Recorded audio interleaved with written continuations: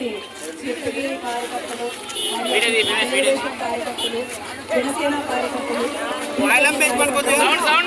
అందరికీ నమస్కారం.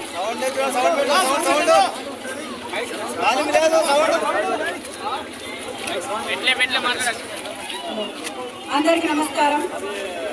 అన్న ఇన్ని రోజుల నుంచి 5 ఏళ్ళుగా నిరీక్షించి మన రోజంటూ ఒక రోజు వస్తారని తెలుగుదేశం పార్టీ కార్యకర్తలు, నాయకులు అందరూ ఎదురు చూసిన రోజు ఆసన్నం అయ్యింది.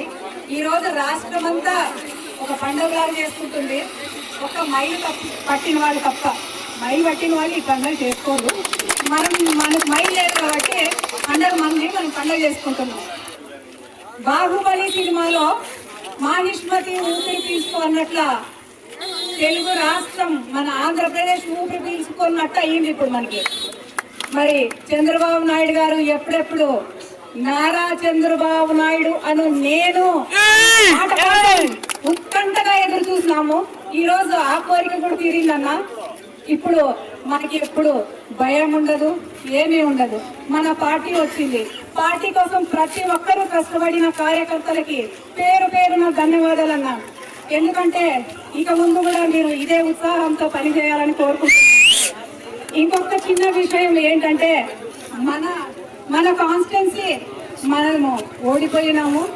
అది అంగీకరించాల్సిందే. అది న్యాయము, చట్టము. అది ఎందుకంటే కొండలు, గుట్లు, గుల్కరాళ్ళు అన్నీ కలిసి పనిచేసి స్వల్ప మెజారిటీతో గెలిచినారు వైసీపీ వాళ్ళు. అది గెలిపే కాదు అసలు. మనం రాష్ట్రం పైన వచ్చిందన్నా. దయచేసి అందరికీ ఒక విన్నపం, ప్రతి ఒక్కరు కార్యకర్తలు సమన్వయంగా ఉండండి. వాళ్ళలాగా గత ప్రభుత్వం లాగా ఎవరు గొడవలకి, కక్షలకి, కార్పణ్యాలకి పోవద్దండి. ఎందుకంటే మనం అవుట్లోనే బతుకుతా ఉందమ్మా. ఎప్పుడు వద్దు. వాళ్ళ విధానం వేరే, వాళ్ళ నాయకుడి విధానం వేరే, మన అధినేత వినోదం వేరే. మన అధినేత ఎంతసేపు రాష్ట్రాన్ని అభివృద్ధి చేయాలంటాడు. కనీసం మనం గ్రామంలో కార్యకర్తలుగా, తెలుగుదేశం పార్టీ నాయకులుగా మన గ్రామాన్ని అభివృద్ధి చేసుకున్నాం. మన చేతనైనంత అభివృద్ధికి మన అంతా పెడదాం, కానీ కక్షలకి, కార్పణ్యాలకి వద్దన్నా. దానికి స్పష్టి పలుకుదాం. ఎందుకంటే గౌరవ అసెంబ్లీని ఒక కౌరవ సభగా చేసినారు జగన్మోహన్ రెడ్డి గారు. ఆ కౌరవులందరినీ తరిమి కొట్టి ఈ రోజు గౌరవ సభగా తీర్చిదిద్దబోతున్నారు చంద్రబాబు నాయుడు గారు. ఆ గౌరవ సభలోకి ఆయన అడుగు పెడతారు.